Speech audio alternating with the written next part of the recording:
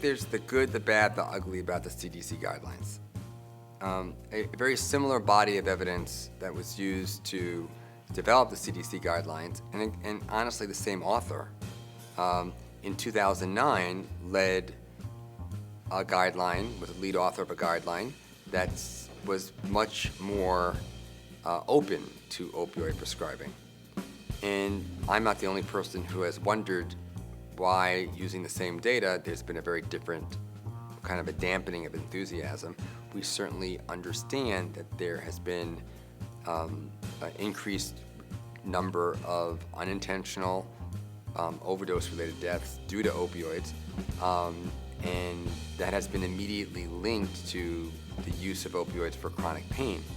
And that's not been scientifically evaluated, where the ugly part of the way the guidelines were developed comes through, because it seems to be very much a political response to quell fervor and furor over this, as opposed to really analyzing how we can better address this situation.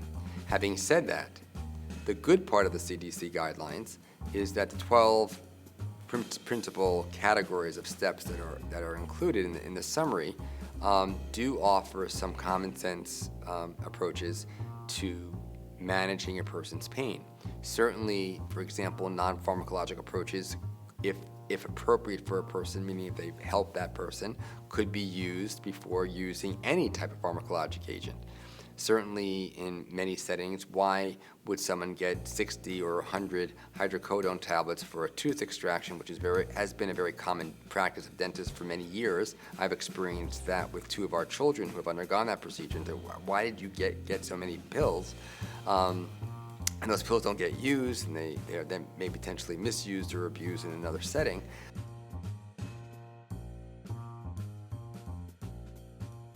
So, rationally using opioid medications is something that the CDC guidelines points to.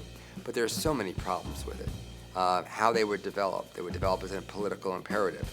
To the best of my understanding and knowledge, not a single person on the original author panel has any real experience in actively treating people with opioids. So it was very biased. To say that there's no long-term evidence that chronic opioid therapy effectively treats chronic pain is intellectually dishonest. It's disingenuous, because it's not true. Not a single agent that's approved, and none of the extended release agents that's approved for chronic pain, or opioid agents for chronic pain, was studied for less than 48 to 52 weeks. Because there are initial studies that are randomized controlled studies, followed by open label extension studies that examine the safety of the medicine. So if 30%, 25%, 40% of people remain in those studies after 48 to 52 weeks, and they're still reporting pain relief, and they're actually using it, which is what reflects real practice, how could anyone write that there's no evidence? They can write that there's no randomized control evidence. They can write that different types of study design were used in the FDA approval process, an initial 12-week randomized control study. This is because this is how the FDA requested. None of that context, none of that real granular, important detail was ever put forth.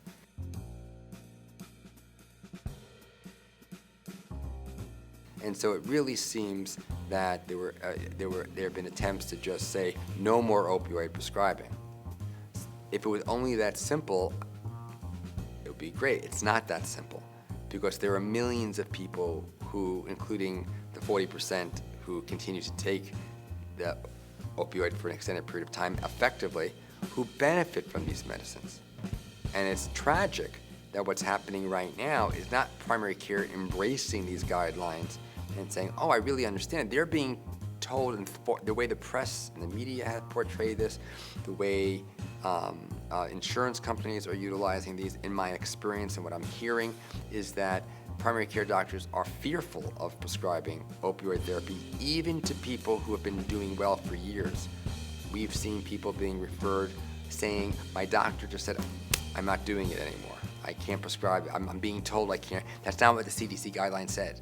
Even when it comes to dose limit, it didn't say you can never prescribe more than X amount. It said, in general, keep it's advisable to keep to a dose. So people are not practicing medicine, they're being very reactive right now.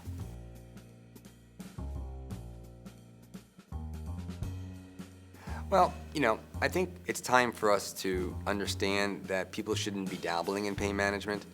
I don't think a person with diabetes wants their doctors to dabble in diabetes, or if they're hypertensive, dabble in hypertension management, or an oncologist doesn't just dabble in cancer-related treatments.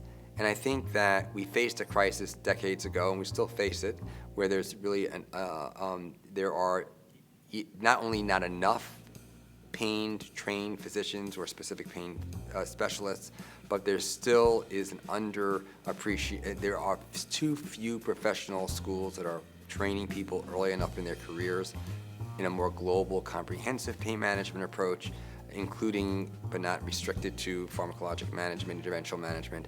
The economics of pain management for many people is, I'm just going to do nerve blocks and stimulators and pumps. That's where the income is being made, and to spend 45 minutes with somebody over an outpatient follow-up it's just not economically feasible. And actually, insurance companies support that. They pay more for time putting needles in people than actually cognitive time, which is tragic. And so I think we face a crossroads where we need to take back, as a specialty, the importance of the knowledge that we need to adequately treat people, the time that we need to treat people, the education that's required at all phases of one's professional development. And now more than ever before, we need to do that.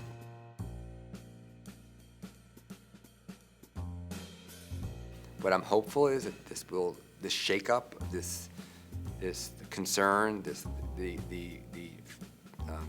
tumultuous times that we're going through right now will lead to a more calm time when people in primary care or subspecialized in pain management will come together and realize that we need to work together, that those who remain interested in pain management from a primary care point of view will be able to practice pain medicine the same way that they choose to when they manage someone's diabetes. They know how to manage diabetes to a certain extent, and sometimes they do need a subspecialist, but they don't blow it off. They don't say, I'm not doing this anymore, and they don't manage diabetes without any training.